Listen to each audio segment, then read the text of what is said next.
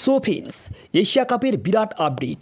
3 সুপারস্টারকে বাদ দিয়েই দল ঘোষণা করতে চলেছেন বিসিসিআই।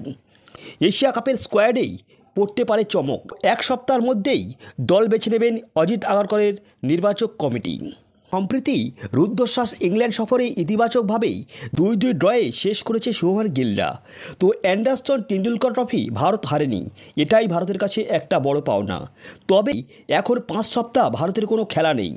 তো ভারতের পরবর্তী আন্তর্জাতিক টুর্নামেন্ট হবে আরব আমিরাতে।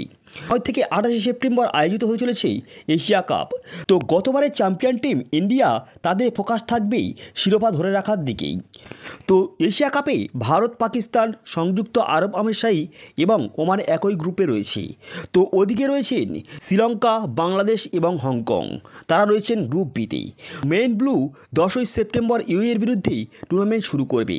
তারপর রয়েছে 14 সেপ্টেম্বর পাকিস্তান এবং 19 সেপ্টেম্বর ওমানের বিরুদ্ধে খেলবে। তো প্রতিটি গ্রুপ থেকে 2টি করে দল সুপার 4-এর জন্য যোগ্যতা অর্জন করবে।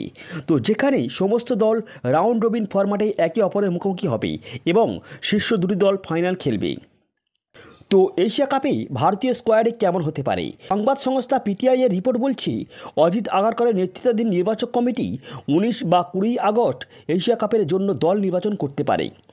তো সেন্টার অফ এক্সেলেন্সের স্পোর্টস সায়েন্সের টিম এখনও পর্যন্ত কখন সকল খেলোয়াড়দের মেডিকেল বুলেটিন পাঠাবে তার উপর ভিত্তি করবে দল। এর মধ্যেই অধিনায়ক সূর্যকুমার যাদবও রয়েছেন, যিনি ইতিমধ্যেই বেঙ্গালুরুতে নেটে ব্যাটিং শুরু করেছেন।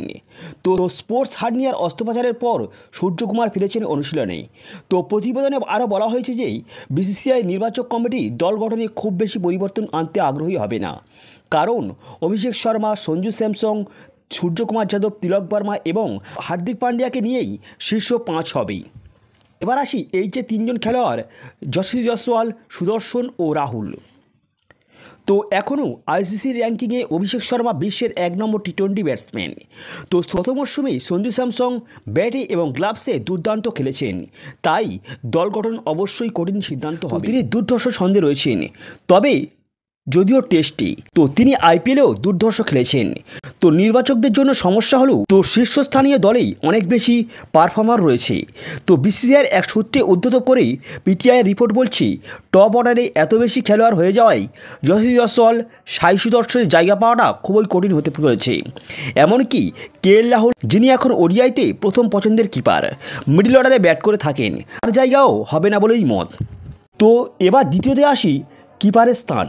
তো স্যামসং যে এশিয়া কাপে দলের প্রথম কিপার হবেন তা প্রায় নিশ্চিত। দ্বিতীয় কিপারের স্থানের জন্য রয়েছেন জিতেশ শর্মা এবং ধ্রুব জুরেলের মধ্যে একজনকে বেছে নেওয়া হবে।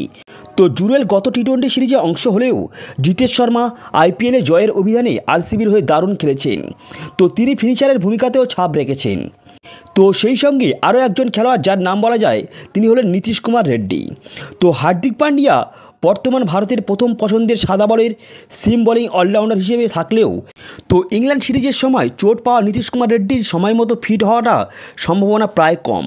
তো ইংল্যান্ডের বিরুদ্ধে দুর্দান্তভাবে ফেরা বিশ্বকাপ জয়ী শিবম দুবের দলে জায়গা পাওয়াটা সম্ভাবনাই বেশি রয়েছে। তো ইংল্যান্ডের বিরুদ্ধে দুর্দান্তভাবে ফেরা বিশ্বকাপ জয়ী শিবম দুবের দলে জায়গা পাওয়াটা সম্ভাবনা বেশি রয়েছে। তো নেক্সট হলো অক্ষর প্যাটেল ও ওয়াশিংটন সুন্দর। তো স্কোয়াডে অন্য 2 স্পিনার বোলিং অলরাউন্ডার হিসেবে থাকছেন অক্ষর প্যাটেল এবং ওয়াশিংটন সুন্দর। তবেই মূল লড়াই হবে সিম বোলিং আক্রমণে, যেখানেই জসপ্রীত বুমরা এবং অর্শদীপ সিং তাদের জায়গা মোটামুটি পাকা করে ফেলেছেন। তৃতীয় স্থানের লড়াইটা হবে গত আইপিএলের 25 উইকেট নেওয়া প্রসিদ্ধ কৃষ্ণা এবং হর্ষিত রানার মধ্যেই। সো ফ্রেন্ডস, এই ছিল আজকের ভিডিও এবং আপনাদের মতামত অবশ্যই কমেন্ট বক্সে জানাবেন কারা এশিয়া কাপের দলে জায়গা পেতে পারেন।